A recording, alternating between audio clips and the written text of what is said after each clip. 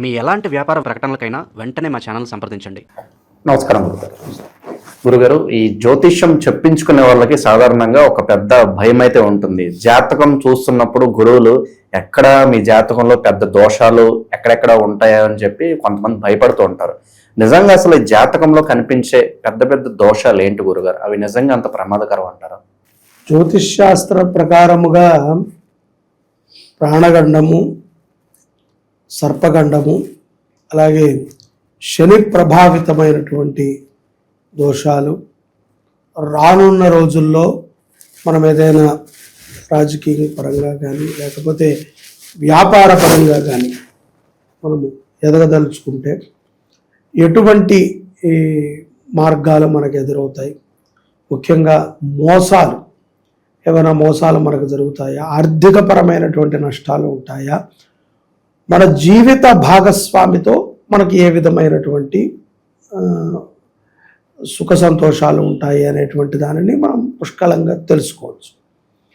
కాకపోతే జ్యోతిష్ శాస్త్రము ఎప్పుడూ కూడా మానవాళి యొక్క కర్మానుసారముగా 40-50% పనిచేస్తుంది.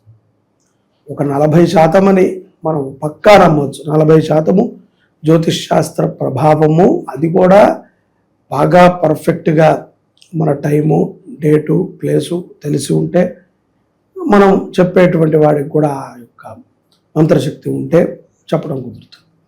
ర్యాండమ్గా చాలామంది జ్యోతిష్యం చెప్తూ ఉంటారు. చాలామంది ఈ మధ్యన మనకి ఎక్కడ చూసినా సరే జ్యోతిష్య విద్వాంసులు చంద్రహోర అని, సూర్యహోర అని చెప్పి చాలామంది చెప్తూ వచ్చారు. వాళ్ళందరూ కూడా చెప్పేటువంటిది ఒకటే అయినప్పటికీ కొంతమంది మంత్రోపాసన శక్తితో చెప్తారు. ఇప్పుడు మాలాంటి వాళ్ళు కొంత మంత్రోపాసన శక్తితో, అయ్యా ఇది ఇలా జరుగుతుంది, మీరు జాగ్రత్త పడండి అని అనడం. అదేంటండి, మేము వాళ్ళ పెద్ద సిద్ధాంతి దగ్గరికి వెళ్ళాం, ఆయన ప్రముఖులైన పంచాంగాలు రాశారు, వారే చెప్పలేకపోయారు, మీరు ఎలా చెప్పగలిగారు, మేము నమ్మవండి అని వెళ్తారు. జరిగిన తర్వాత నిజమేనండి జరిగిందని వస్తారు. అదే అందుకనే జ్యోతిష్ శాస్త్ర ప్రకారముగా చెప్పేటువంటి రెమెడీసు, పరిహారాలు అవి కొంత ఇబ్బందికరంగా ఉన్నప్పటికీ వాళ్ళు వెంటనే ఇలా కాదు, ఈ గ్రహానికి పూజ చేసుకోండి, దీనికి శాంతి చేసుకోండి, దీనికి మా దేవతని ఆరాధన చేయండి, ఈ దానం చేయండి అని చెప్తూ ఉంటారు, దానిని చేస్తూ ఉంటారు. జ్యోతిష్ శాస్త్రం ఎంతవరకు మనం నమ్మాలి అంటే, మన జీవితంలో మన కర్మానుసారముగా 40-50% మించి జ్యోతిష్ శాస్త్రం మీద డిపెండ్ అవుతుంది. మిగతాదంతా కూడా మన సాధనా మార్గంలోనే మనము సాధించుకోవాలి తప్ప పూర్తిగా బలానా రోజు, బలానా గంట, బలానా నిమిషం ఇలా జరుగుతుంది అని ఎవరు చెప్పినప్పటికీ అది ఒక 10 నిమిషాలు అటైనా అవ్వచ్చు, ఇటైనా అవ్వచ్చు, లేకపోతే 10 రోజుల తర్వాత అయినా జరగచ్చు. కాబట్టి ఇక్కడ కర్మానుసారముగా, కర్మ సిద్ధాంతం ప్రకారంగా మనం జ్యోతిష్యాన్ని తెలుసుకుంటాం. ఉత్తమం అనేటువంటి భావన చాలామందిలో ఉంది. కాబట్టి వాళ్ళు భయంకరమైనటువంటి విషయాలు చెప్పినప్పటికీ తస్మాత్ జాగ్రత్తగా ఉండాలి. ఒక్కసారి కొంతమంది జ్యోతిష్యం చెప్పేటువంటి వారు సమయాచారం ప్రకారంగా చెప్తారు. మనం వెళ్ళినటువంటి సమయము, ఆ యొక్క హోరా ప్రభావము కూడా మనకి వినేటువంటి మాట మీద పడుతుంది. సో హోరా ప్రకారముగా చెప్పేటువంటి జ్యోతిష్యాలు ఉన్నాయి, కొంత సమయాచార ప్రకారంగా చెప్పేటువంటివి ఉన్నాయి. కొంతమందికి ఇప్పుడు నక్షత్ర ప్రకారముగా, ఈ నక్షత్రానికి జ్యోతిష్కుడి నక్షత్రానికి సెట్ అయితే వీడు ఏం చెప్పినా నీకు అమృతంలా వింటుంది. కొన్ని నక్షత్ర జాతకులకి మనం ఎన్ని చెప్పండి, వాళ్ళు మన దగ్గర సెట్ కారు, ఎవరో అధముడి దగ్గరికి వెళ్ళి వాళ్ళు అన్ని కార్యక్రమాలు చేస్తూ ఉంటారు. సో ఈ విధమైనటువంటి జ్యోతిష్య మార్గము ప్రపంచంలో నానుడుగా ఉన్నది. కాబట్టి అన్నిటికీ కంగారు పడక్కర్లేదు. 1-2 సార్లు వాటి యొక్క విధానాలను తెలుసుకుంటూ, ఎందుకంటే ఒక్కొక్కళ్ళు ఒక్కొక్క రకంగా చెప్తారు కాబట్టి మనకి అనుగుణమైనటువంటిది, మనకి సుగుణమైనటువంటి మార్గాన్ని ఎంచుకుని మన కర్మని కూడా దానితో కలుపుకుని మనం సాగటం అనేటువంటిది ఉత్తమం. ముందుగా ఈ జాతకం చెప్పేటప్పుడు ముందుగా ఏం చూస్తారు గురుగారు? ముందుగా లగ్నాన్ని పరీక్షిస్తారు. లగ్నము నుంచి వాటి యొక్క స్థానాలు, లగ్నము నుంచి ద్వితీయ స్థానంలో ఏమున్నాయి, చతుర్థంలో ఏమున్నాయి, సప్తమంలో కళత్రకారకులు ఎవరున్నారు, అష్టమాధిపతి ఏమయ్యాడు, భాగ్యంగా ఉన్నాడా లేదా, అలాగే నవాంశ నుంచి కూడా కొంతమంది చూడటం జరుగుతుంది. ఈ యొక్క స్థానాలు మిగతా యొక్క లగ్నము నుంచి మిగతా స్థానాల యొక్క ప్రభావాన్ని మొత్తము కూడా లగ్నం మీద ఉంటుంది. లగ్నం అంటే మన ఇల్లు అని అర్థం. దాని మీద మిగతా గ్రహముల యొక్క ప్రభావం అంతా కూడా ఉంటుంది. సో ఈ ప్రభావాలు పడినప్పుడల్లా కూడా లగ్నము తన యొక్క చేష్టలని చూపిస్తూ ఉంటుంది. కాబట్టి లగ్న దోషాలు చాలా ఉంటాయి. కొన్ని పూజల్ని చేయడం జరుగుతుంది. మహర్దశ, అంతర్దశ, అంతరాంతర్దశ, ప్రజెంట్ జరిగేటువంటి మహర్దశ ప్రభావము కూడా లగ్నం మీద ఉంటుంది. గురుగారు, కొన్ని రకాల దోషాలు ఉంటే చాలా ప్రమాదకరం అంటూ ఉంటారు. ఎలాంటి దోషాలు ప్రమాదకరం అంటారు మనకి? అతి ముఖ్యమైనటువంటి దోషము పితృదోషం జాతకంలో. ఈ పితృదోషం వల్ల వంశం అభివృద్ధి చెందదు, వంశం మొత్తం కూడా చిన్నాభిన్నం అయిపోతుంది. వీళ్ళ తరములో ఒక తరం వాళ్ళు చాలా కోటీశ్వరులు అయినప్పటికీ ఈ తరం వాళ్ళు కొంత దరిద్రులు అవటము, రానున్న తరాల వారు మరీ దరిద్రులు అవటము, వంశము నామరూపాలు లేకుండా పోవటానికి పితృదోషము ప్రధానంగా ఉంటుంది. దాని తర్వాత సర్పదోషం.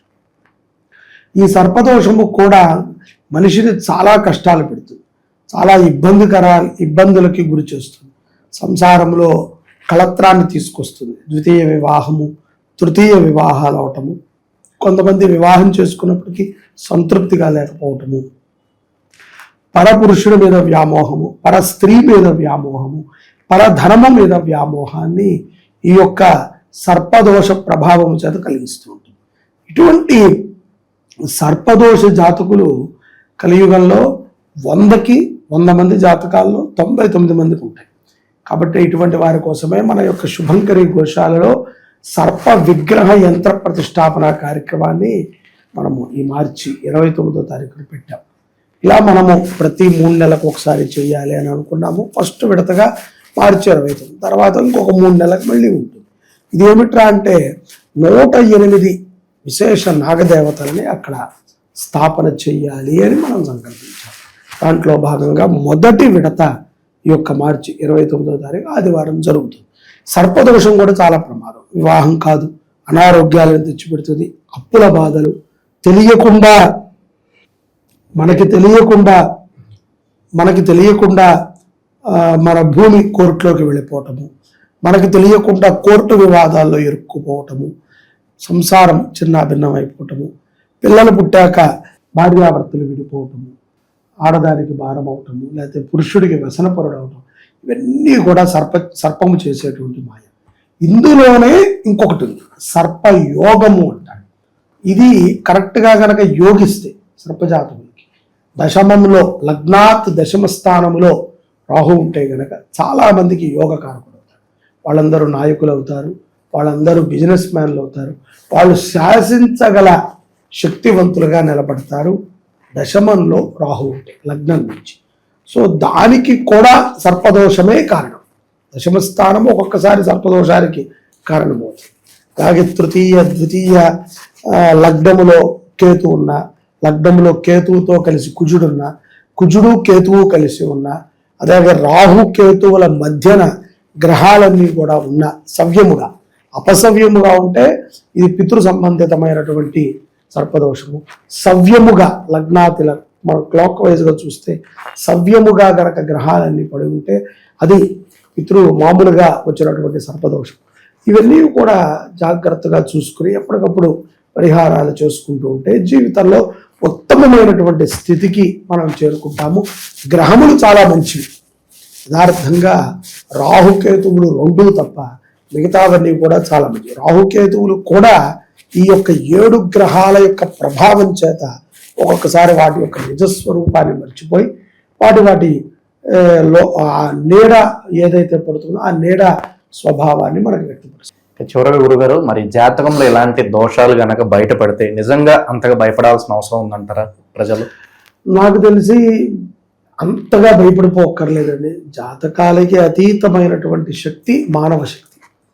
తను ఒక సంకల్పం తీసుకుని వీటికి అతీతముగా శివారాధననో, విష్ణారాధననో, దేవీ ఆరాధనో, హనుమత ఆరాధననో చేయటం ద్వారా వారు జాతకంలో ఉన్నటువంటి దోషాలను ఇట్టే స్వతహాగా తొలగించుకోవచ్చు. కొంత భగవంతుడిని ఆరాధన చేయాలి అనుకున్నటువంటి వాళ్ళు ఇలాగ సర్ప ప్రతిష్టలు, యజ్ఞాలు, యాగాలు, దానాలు, ధర్మాలు చేయటం ద్వారా గ్రహముల యొక్క దోషాలను తొలగించుకుని సూక్ష్మములో మోక్షాన్ని పొందవచ్చు. దోషాల గురించి మంచి విశ్లేషణ అందించారు. ధన్యవాదాలు. నమస్కారం.